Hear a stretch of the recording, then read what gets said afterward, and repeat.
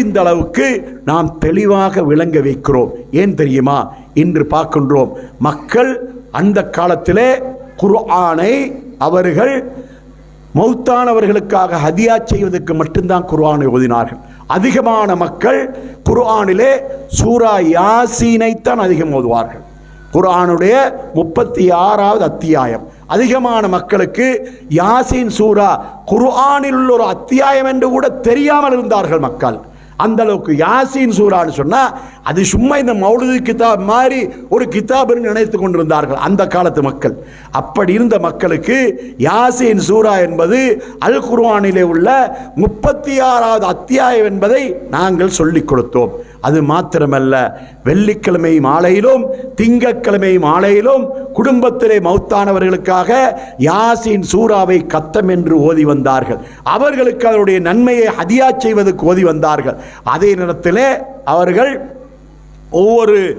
ஒருவர் மௌத்தாகிவிட்டால் அவருடைய 40ஆம் கத்தமண்டைக்கு முழு குர்ஆனையும் ஓதி அதனுடைய நன்மையை மௌத்தானவருக்கு ஹதியா செய்து கொண்டிருந்தார்கள். மக்களுக்கு நாங்கள் புரிய வைத்தோம். எப்படி புரிய வைத்தோம் தெரியுமா? அதாவது குர்ஆனை ஓதி மௌத்தானவர்களுக்காக ஹதியா செய்வதாக இருந்தால், அல்லது வெள்ளி திங்கள் மாலையிலே யாசீன் சூராவை ஓதி மௌத்தானவருக்கு ஹதியா செய்வதாக இருந்தால் இது மார்க்கம். அப்படியான இந்த மார்க்கத்தை நமக்கு அல்லாஹ்வுடைய தூதர் காட்டி தந்திருக்க வேண்டும். அல்லாஹ்வுடைய தூதர் ஸல்லல்லாஹு அலைஹி வஸல்லம் அவர்கள் மரணிப்பதற்கு முன்னதாக அவருடைய 7 பிள்ளைகளில் 6 பிள்ளைகள் மரணித்து விட்டார்கள். ஃபாத்திமா நாயகியை தவிர ஏனைய 6 பிள்ளைகளும் மரணித்து விட்டார்கள். எந்த ஒரு பிள்ளைக்காவது அவர்கள் 3, 7, 15, 20, 30, 40 என கத்தங்கள் கொடுத்தது கிடையாது. குர்ஆனை முழுமையாக ஓதி ஹதியா செய்தது கிடையாது. வெள்ளி திங்கள் பின்னேரம் யாசீன் சூராவை ஓதி ஹதியா செய்தது கிடையாது என்று மக்களுக்கு புரிய வைத்தோம். மக்கள் விளங்கி கொண்டார்கள்.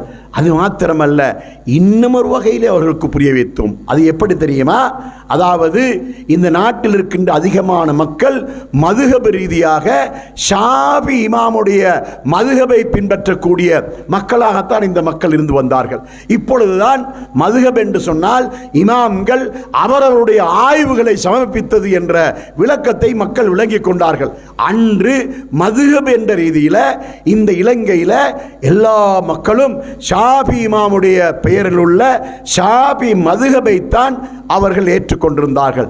அந்த மக்களுக்கு அந்த ஷாஃபி இமாமை வைத்தே அவர்களுக்கு விளக்கம் கொடுத்தோம். எப்படி? இமாம் ஷாஃபி ரஹ்மத்துல்லாஹி அலைஹி அவர்கள் குர்ஆனை ஓதி மௌத்தானவர்களுக்கு ஹதியா செய்வது சம்பந்தமாக ஒரு அழகான ஒரு செய்தி சொல்கின்றார்கள். அதாவது அலம் அன்ன கிராஅத்துல் குர்ஆனி லா யஸ்லு இஹ்தாஉ ஸவாபிஹா இலல் மையத்தி. அதாவது ஒரு மௌத்தானவருக்காக குர்ஆனை ஓதி ஹதியா செய்வது அதனுடைய நன்மை ஒருபோதும் அவருக்கு போய் சேர மாட்டாது என்று இமாம் ஷாஃபி ரஹ்மத்துல்லாஹ் சொல்லிவிட்டார்கள். அது மாத்திரமல்ல, அவர்களுடைய மதுஹபிலே உள்ள முக்கியமான ஒரு இமாம் தான் இமாம் நவவி ரஹ்மத்துல்லாஹி அலைஹி. அவர்கள் சஹீஹ் முஸ்லிம் என்ற நூலுக்கு விரிவுரை எழுதியிருக்கின்றார்கள். அந்த விரிவுரையிலே அவர்கள் ஒரு இடத்திலே சொல்கிறார்கள், இஸ்தம்பத்த ஷாஃபிஈயு அன்ன கிராஅத்துல் குர்ஆனி லா யஸ்லு இஹ்தாஉ ஸவாபிஹா இலல் மையித். அதாவது இமாம் ஷாஃபி ரஹ்மத்துல்லாஹி அவர்களுடைய ஆய்வு, அவர்கள் எடுத்த தீர்க்கமான முடிவு என்னவென்று சொன்னால், மௌத்தானவர்களுக்காக குர்ஆனை ஓதி ஹதியா செய்தால் அந்த நன்மை ஒருபோதும் அவர்களை சென்றடைய மாட்டாது என்று ஷாஃபி இமாம் சொல்லிவிட்டு அதற்கு திருமறை குர்ஆனிலே அவர்கள் ஒரு 53வது அத்தியாயத்தின் 39வது வசனத்தை ஆதாரம் காட்டுகின்றார்கள். வல் லைஸ லில் இன்சானி இல்லா மா ஸஆ.